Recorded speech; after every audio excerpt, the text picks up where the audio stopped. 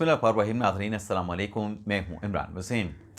नाज़रीन, आपको याद होगा कि आज ही के दिन गुज़िश्ता हफ़्ते खैबर पख्तूनख्वा के वज़ीर आला सुहेल अफरीदी जो कि लाहौर के दौरा पर थे, और इस दौरे में इतवार के दिन उन्होंने सहाफ़ियों के साथ मुलाकातों के मुख्तलिफ़ सेशन रखे थे।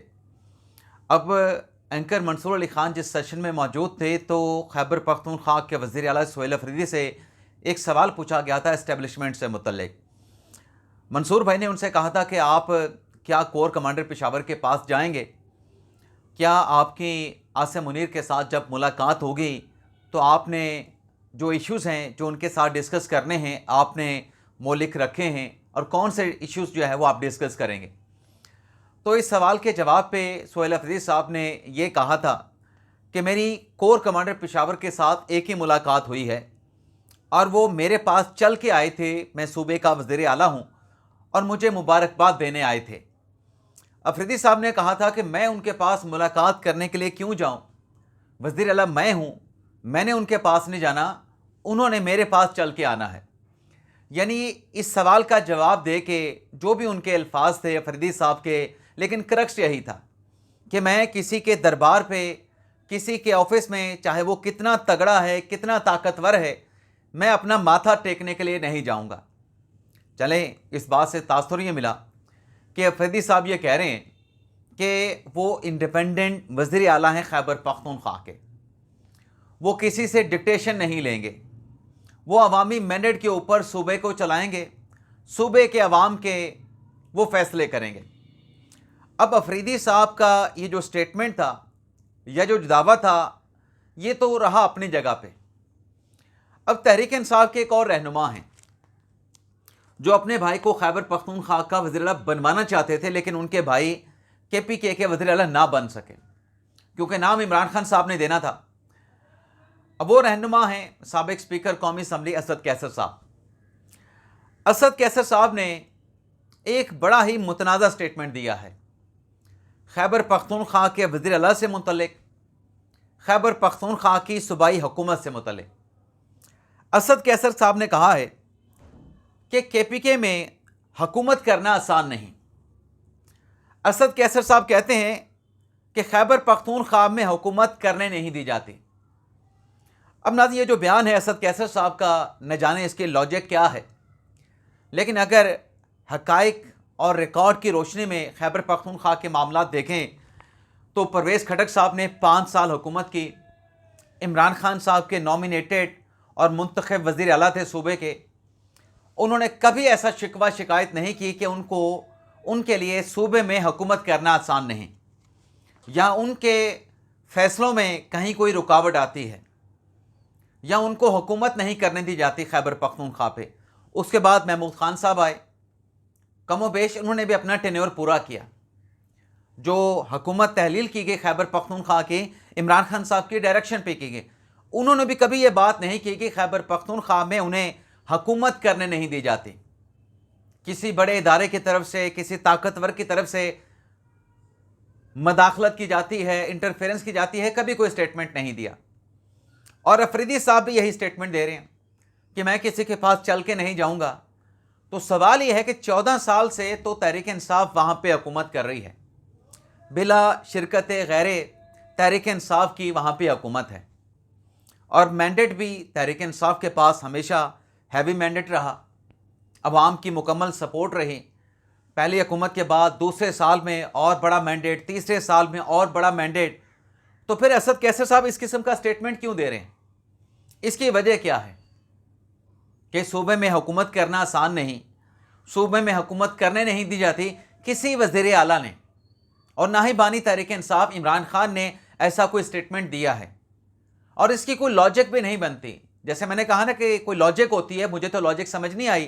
भाई, आपके पास इतना हैवी मैंडेट है, उसके बाद कौन आपके मामलात में मुदाखलत कर सकता है? तो ये तो अफरीदी साहब को जो है वो टारगेट कर रहे हैं कि वो हुकूमत नहीं कर सकते। अब अफरीदी साहब जो कि अब कराची जाने का ऐलान कर चुके हैं, 7 जनवरी से उनका लाहौर का दौर, अपना लाहौर के बाद दौरा कराची का आगाज़ होगा या सिंध का आगाज़ होगा। अब अफरीदी साहब कहते हैं, एक नया उनका स्टेटमेंट है कि जुल्म और फस्ताये से कौमें नहीं बनती, सड़कें बनती हैं। अब हमें जो दोस्त कहते हैं कि आप मुखालफत करते हैं, मुझे सिर्फ इसकी लॉजिक समझा दें। मैं सोहेल अफरीदी साहब की इस बात को एक्सेप्ट कर लूँगा, इस लॉजिक को एक्सेप्ट कर लूँगा कि जुल्म और फस्तायत में रोडें बनती हैं। और फिर दूसरी बात वो क्या करते हैं अफरीदी साहब कि कौमें उस वक्त बनती हैं जब अमीर और गरीब पर कानून का इतलाक़ जो है वो बिल्कुल यकसा होता है, बराबर होता है कानून का इतलाक़। अब ये बात बिल्कुल ठीक है, आइडियल बात है कि कानून का इतलाक़ जो है वो बराबर होना चाहिए, अमीर और गरीब के लिए कानून का नफाज एक होना चाहिए। पहली बात मुझे कोई समझाए कि जुल्म और फस्तायत से कौमें नहीं बनती, सड़कें बनती हैं, मुझे कोई ये समझा दे, मैं उस भाई की बात को दुरुस्त मान लूँगा।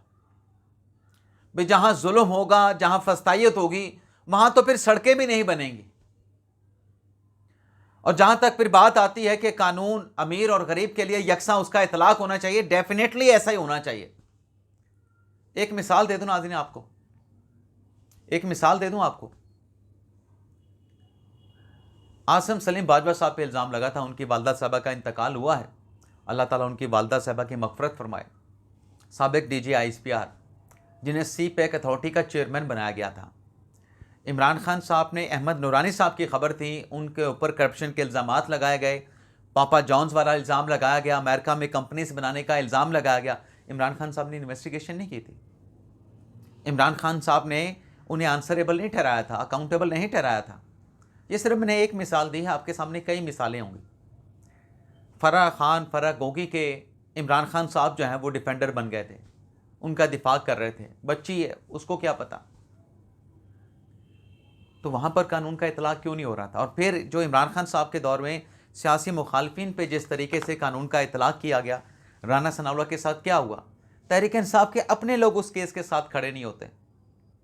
शाहिद खाकान अब्बासी और मिफ्ता इस्माइल, एहसन इकबाल के ख़िलाफ़ जो मुकदमात बनाए गए, इमरान खान साहब खुद वज़ीर आज़म थे, उनकी पार्टी के वज़ीर, उनके पार्टी के रहनुमा, उनके पार्टी के लॉ अफसरान बताते थे कि हम काबीना के इजलास में खान साहब को बताते हैं कि ये जो इन तीनों के ख़िलाफ़ अपने केसेस बनाए हुए हैं, ये मुकदमात गलत हैं। ख्वाजा आसिफ के ख़िलाफ़ भी मुकदमा गलत है, एहसन इकबाल के ख़िलाफ़ गलत है, मिफ्ता इस्माइल के ख़िलाफ़ गलत है, शाहिद खाकान अब्बासी के ख़िलाफ़ गलत है। नवाज़ शरीफ, मरियम नवाज़, ज़रदारी के ख़िलाफ़ केसेस पर तो वो बात नहीं कर सकते थे, क्योंकि अगर वो बात करते तो खान साहब आगे से उनकी तबीयत ऐसी दुरुस्त कर देते थे। जैसे खान साहब मजाक बनाते ना शीरी मज़ारी का, कि जब लंदन जाना था तो नवाज़ शरीफ की हालत देख के शीरी मज़ारी रो पड़ी थी। भैया आपकी अपनी हुकूमत थी, आपकी अपनी मिनिस्टर थी, हेल्थ की मिनिस्टर भी आपकी अपनी थी, यास्मीन राशिद साहबा, उन्होंने सारी रिपोर्ट्स तैयार की थी। या तो कहे ना कि रिपोर्ट किसी और ने तैयार की थी, और उन तैयार करदा रिपोर्ट्स के ऊपर, फैब्रिकेटेड मैन्युफैक्चर रिपोर्टेड के ऊपर आप उन रिपोर्ट्स बनाने वाले का दिफा कर रहे थे, उनका मुकदमा लड़े थे। या तो ये बात का आप ओपनली एतराफ़ कर लें। आप सामने आते भी नहीं और छुपते भी नहीं। अब देखें ना कि जो बात अफरीदी साहब ने कही है, जैसे मैंने कहा कि मुझे कोई समझा दे, और कानून का इतलाक़ इमरान खान साहब के दौर में कब कैसे हो रहा था वो भी आपके सामने है। अब मुज़ाकरात की अगर कहानी चली है तो हुकूमत की तरफ से जो एक ख़बर चली कि इत्तेहादियों के साथ मुशावरत करके अचकज़ई साहब को पैगाम देंगे, जवाब देंगे, तो पीपल्स पार्टी ने बड़ा ओपनली कह दिया है कि तहरीक इंसाफ के साथ तो मुज़ाकरात कामयाब हो नहीं सकते। भाई क्यों कामयाब नहीं हो सकते? पीपल्स पार्टी ये कह रही है कि इनको प्राइम मिनिस्टर ने ऑफ़र किया मुज़ाकरात के लिए, एक नहीं कई मरतबा ऑफ़र किया, बार बार ऑफ़र किया। ये ऐसे लोग हैं जो प्राइम मिनिस्टर की मुज़ाकरात की ऑफ़र को संजीदा ही नहीं लेते। ये प्राइम मिनिस्टर की ऑफ़र को संजीदा नहीं लेते। दूसरी तरफ जो इनके बानी हैं, जो इनके लीडर हैं इमरान खान, वो मुज़ाकरात के हामी नहीं, वो सियासी लोगों के साथ बातचीत नहीं करना चाहते, वो एस्टेब्लिशमेंट के साथ बातचीत करना चाहते हैं, एस्टेब्लिशमेंट इनके साथ बैठना नहीं चाहती, बात नहीं करना चाहती, तो फिर ये मुज़ाकरात कैसे हो सकते हैं? अब तो राना सनाउल्लाह साहब ने बड़ी क्लैरिटी के साथ कह दिया है कि ऐसा मुमकिन ही नहीं है कि वज़ीर आज़म तहरीक इंसाफ को मुज़ाकरात की ऑफ़र करें, और ये मुज़ाकरात की ऑफ़र जो है इसमें नवाज़ शरीफ साहब का या एस्टेब्लिशमेंट का एतमाद हासिल ना हो। उनके साथ मुशावरत और उनके एतमाद के साथ वज़ीर आज़म ने हमेशा पाकिस्तान तहरीक इंसाफ को मुज़ाकरात की ऑफ़र की है। लेकिन तहरीक इंसाफ क्या कह रही है? जो राना सनाउल्लाह साहब ने बात की कि मुल्क में इस्तेहकाम के लिए, मतलब परमानेंट इस्तेहकाम के लिए 5 लोगों का आपस में बैठना ज़रूरी है, मिल के बैठना ज़रूरी है।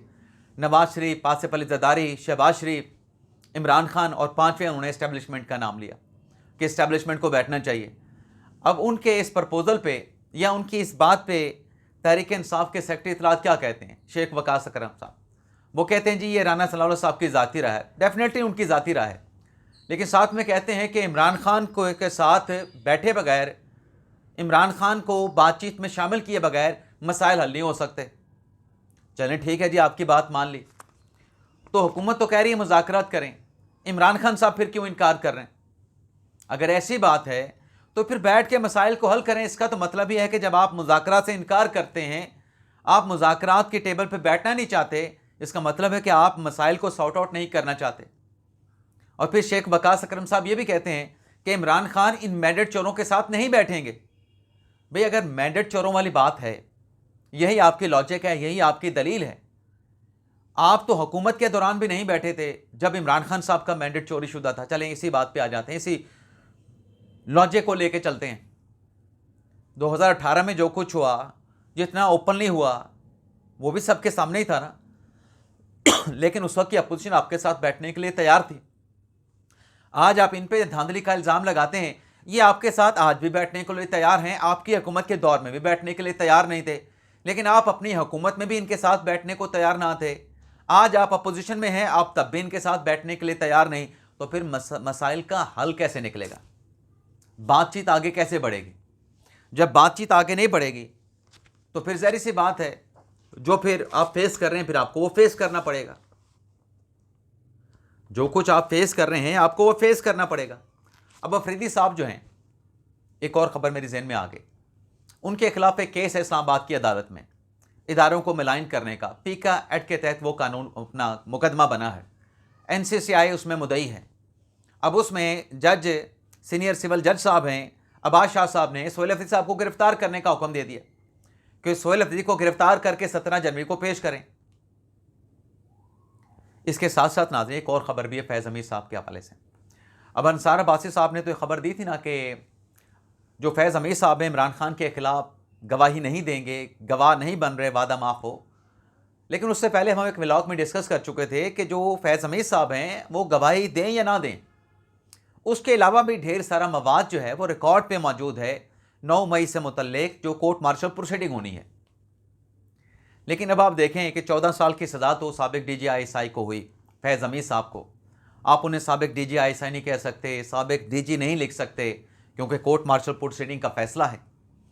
अब इस 14 साल की सज़ा के खिलाफ जो अपील उन्होंने दायर की है एपलेट फोरम पे कोर्ट ऑफ अपील में अपने वकील मियाँ इशफाक अली के ज़रिए, अब 14 साल की सज़ा के बाद फैज़ हमीद साहब को नया झटका ये लगा है कि उनके जो वकील हैं मियाँ इशफाक अली, पंजाब बार कौंसिल ने उनका जो वकालत का लाइसेंस है उसको सस्पेंड कर दिया है। और पंजाब बार कौंसिल ने कहा है कि ये कोड ऑफ कंडक्ट की खिलाफ वर्जी की है। भाई क्या कोड ऑफ कंडक्ट की खिलाफ वर्जी हुई है, तो इस पर पंजाब बार कौंसिल का ये बताना है कि वकला की तरफ से हड़ताल की कॉल थी, लेकिन मियाँ इशफाक अली साहब जो हैं अपने गार्ड के साथ अदालत में पेश हुए। तो ये जो इनका रवैया था ये पेशा वराना बदसलूकी थी। और वकला से मुतल्लिक भी मियाँ इशफाक अली के जो स्टेटमेंट हैं वो वकला में इंतशार पैदा करने के सबब बने हैं। तो सिर्फ इनका लाइसेंस मुअत्तल नहीं किया गया आर्जी तौर पे, बल्कि मुस्तकिल जो इनका वकालत का लाइसेंस है उसकी मनसूखी के ऊपर भी कार्रवाई आगे बढ़ाई जा सकती है। अब जब मियाँ इशफाक अली साहब का लाइसेंस वकालत का मुअत्तल हो जाएगा तो वो जिन जिन के भी वकला हैं, फैज़ हमीद साहब के वकील भी हैं और भी कुछ सोशल मीडिया के एक्टिविस्ट हैं, इन्फ्लुएंसर हैं, उनके वकील भी हैं, तो फिर मियाँ इशफाक अली कैसे पेश होंगे? वो तो अदालत में नहीं पेश हो सकते, वो तो फैज़ हमीद साहब का केस नहीं लड़ सकते, फैज़ हमीद को कोर्ट ऑफ अपील में रिप्रेजेंट नहीं कर सकते जब तक उनका वकालत का लाइसेंस जो है वो बहाल ना हो जाए। तो ये फैज़ हमीद साहब को एक और झटका लगा है। लेकिन आज अमेरिका की तरफ से वेनेजुएला में जो कार्रवाई की गई, उनके सदर को, उनकी सदर की अहलिया को जैसे हिरासत में लेके न्यूयॉर्क में मुंतकिल किया गया और बताया जा रहा है कि उन्हें फौजदारी कार्रवाई का सामना करना पड़ेगा। और डोनाल्ड ट्रंप साहब ने ऐलान किया कि अब जो वेनेजुएला के मामलात हैं, इंतज़ामी अमूर हैं, वो अमेरिका चलाएगा। अमेरिका के जो आयल वाली कंपनियां हैं वो वेनेजुएला में जाएंगी। लेकिन इन सारे हालात में वेनेजुएला की सुप्रीम कोर्ट का एक फ़ैसला आया है। अब उस फैसले में जैसा कि ट्रंप साहब ने कहा कि जब तक इक़्तिदार की मुंतकली नहीं होगी, अमेरिका जो है वो वेनेज़ुएला के इंतज़ामी अमूर को चलाएगा।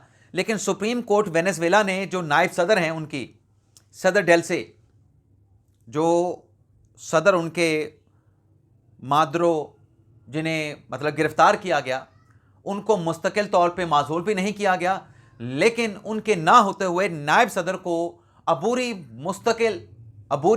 मतलब जो बाख्तियार सदर है उसका अख्तियार दे दिया गया है कि जब तक जो अमेरिका के पास मारोदो, पता नहीं क्या मैं नाम उससे भूल जाता हूँ, मारदोरो, अगर ये भी गलत है, तो जब तक वो नहीं है तो नायब सदर डेल्सी जो हैं वो हुकूमत की अमूर को संभालेंगे। और मुस्तकिल तौर पे जो अमेरिका में हिरासत में लिए गए, उठाए गए जो सदर हैं, उन्हें इसलिए माज़ूल नहीं किया गया कि अगर उन्हें परमानेंट उनके ओहदे से हटा दिया जाता है तो फिर इस सूरत में 30 रोज़ के अंदर नए सदर के इंतखाबात करना पड़ने थे। तो वो नए सदर के इंतखाबात नहीं करवाने जा रहे और नायब सदर जो डेल्सी हैं उन्हें ये अख्तियार जो है तफवीज़ कर दिए गए हैं। अब सुप्रीम कोर्ट का नाज़िन जिक्र हुआ है तो सुप्रीम कोर्ट से जुड़ी एक और ख़बर भी है।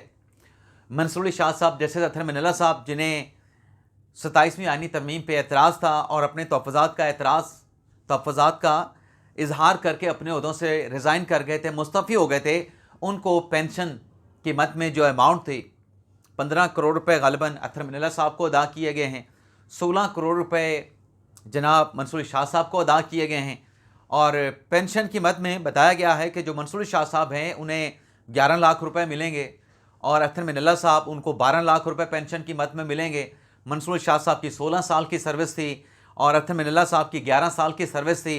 और इस पेंशन मराद के अलावा, मतलब पेंशन और ये जो अमाउंट मिली है, इसके अलावा भी दोनों मुस्तफ़ी जो जज साहबान हैं उन्हें मेडिकल की मद में, रिहाइश की मद में, सिक्योरिटी की मद में और दीगर हर्ट्स की मद में जो पर्क्स हैं, जो मरात हैं, वो उन्हें परमानेंटली जो है वो सुप्रीम कोर्ट से मिलती रहेंगी। तो ये था नाज़रीन हमारा व्लॉग। आपसे इजाज़त चाहते हैं। अल्लाह ताला हम सब का हामी नासिर, अपनी दुआओं में याद रखिएगा। अल्लाह हाफ़िज़।